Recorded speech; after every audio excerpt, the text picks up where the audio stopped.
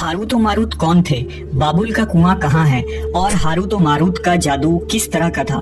ये वो पुरअसरार सवालात हैं जिनके जवाब तो बहुत हैं और लिखने वालों ने भी बहुत कुछ लिखा है, लेकिन उन किस्से कहानियों में हकीकत को तलाश करना गहरे समुंदर से मोतियां निकालने के बराबर है। हारूत और मारूत के मुतालिक बुनियादी तौर पर दो तरह की रिवायतें मिलती हैं, एक वो जो कुरान और हदीस और ताबीन के अक़वाल में मौजूद है और दूसरी वो जो तौरेत और इंजील और इसराइली रिवायतों में आती है, जबकि उन इसराइली रिवायतों को बेशतर उलमा और मुवर्रिखीन ने तायद की है। इस वीडियो में हम उन दोनों तरह की रिवायतों और वाक़यात को मुकम्मल पेश करेंगे। रिवायतों के मुताबिक हजरत इदरीस अलैहिस्सलाम के जमाने में एक मर्तबा आसमान और जमीन के दरमियान से पर्दों को हटा दिया गया तो फरिश्तों ने जमीन में आबाद इंसानों को देखकर ताज्जुब किया और बोले, या रब्बुल आलमीन, हम तो गुनाह के करीब भी नहीं जाते, जबकि ये बनी आदम गुनाहों में इतने मुब्तला हैं। अगर हम उनकी जगह होते तो कभी तेरी नाफरमानी न करते। अल्लाह ने इरशाद फरमाया, इंसानों को गुस्सा और शहवत दी गई है, अगर ये चीजें तुम्हें दी जाए तो तुम भी इसी तरह गुनाह में मुलव्वस हो जाओगे। लेकिन फरिश्तों ने कहा, हम ऐसा हरगिज न करेंगे। लिहाजा अल्लाह के हुक्म से फरिश्तों ने अपनी जमात में से दो बेहतरीन और इताअत गुजार फरिश्तों को चुन लिया, जिनका नाम हारूत और मारूत था। अल्लाह ने उन दो फरिश्तों में इंसानी फितरत और शहवत डालकर दुनिया में भेजा। वो शहर बाबुल में दो खूबसूरत इंसान बनकर आए और काजी के काम पर मुकर्रर हो गए, जहाँ वो लोगों के दरमियान फैसले किया करते थे। एक दिन उनके पास एक औरत अपना मुकदमा लेकर आई और कहा कि उसका शौहर उसे बहुत परेशान करता है। हारूत और मारूत ने जब उस औरत को देखा तो वो उसकी खूबसूरती और हुस्न से मरऊब हो गए और उस पर आशिक हो गए। उन्होंने उस औरत से जिना की ख्वाहिश की तो औरत ने उनसे कहा, तुम्हारी ये ख्वाहिश मैं तभी पूरी करूंगी जब तुम बुत की पूजा करो, शराब पियो या मेरे खाविंद को कत्ल कर दो। हारूत और मारूत ने शराब नोशी को छोटा गुनाह समझकर पी लिया और नशे की मस्ती में दो और कबीरा गुनाह कर बैठे। उस औरत ने उनसे आसमान पर चढ़ने का अमल भी सीख लिया, जिसके जरिए वो आसमान पर जाते थे। जब औरत इस अमल के जरिए आसमान पर गई तो अल्लाह के हुक्म से उसे सितारे की शक्ल में मस्ख कर दिया गया।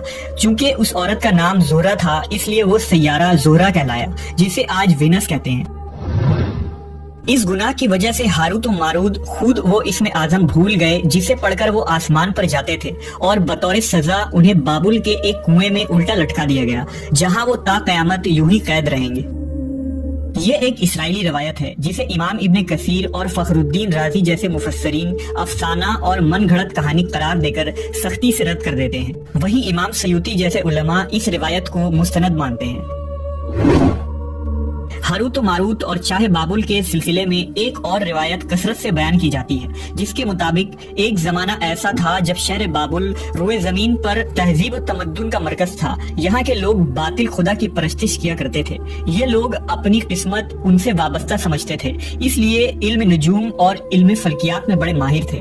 उनके बुत कदों में सितारों की पूजा की जाती थी। ये लोग जादू, तंत्र मंत्र, सिफली को बहुत अहमियत देते और इस इल्म के जरिए मुआशरे में खूब फसाद फैलाते थे। ये लोग तिलिस्म, जादू, तंत्र मंत्र में बहुत आगे बढ़ गए। उनमें बड़े बड़े जादूगर मौजूद थे। उनकी तारीखी किताबों में जगह जगह जादू और तंत्र मंत्र ही नजर आता है। उनका जादू दूर दूर तक मशहूर था। मुख्तसर ये कि उस शहर का बाशिंदा होना ही जादूगर होने की अलामत थी।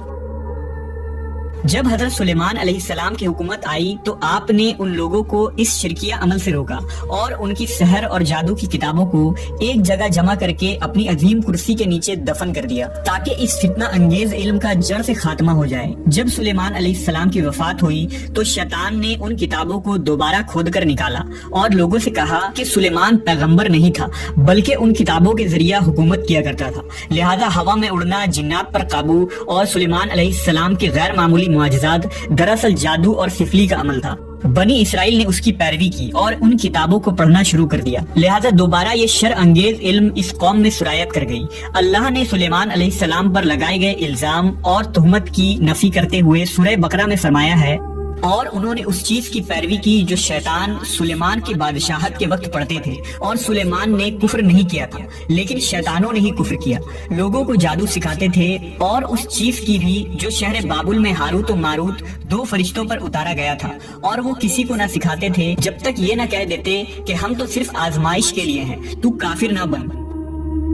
لہذا جب یہ سحر کا علم بابل میں عام ہو گیا اور لوگوں کی تکلیف اور پریشانی کا باعث بن گیا تو اللہ نے 2 فرشتوں کو انسانی صورت میں مامور کیا کہ وہ جادو کے عوامل اور اسے باطل کرنے کا طریقہ لوگوں کو سکھائیں تاکہ وہ جادوگروں کے فساد اور شر سے محفوظ رہ سکے۔ لیکن یہ تعلیمات غلط مقصد کے لیے بھی استعمال ہو سکتی تھی۔ حالانکہ وہ فرشتے لوگوں کو تنبیہ کرتے تھے اور ان کے لیے صراحتاً کہتے تھے کہ یہ تمہارے لیے ایک طرح کی آزمائش ہے، لیکن پھر بھی وہ لوگ ایسے کاموں میں پڑ گئے جو انسانوں کے لیے ضرر اور نقصان کا باعث تھا۔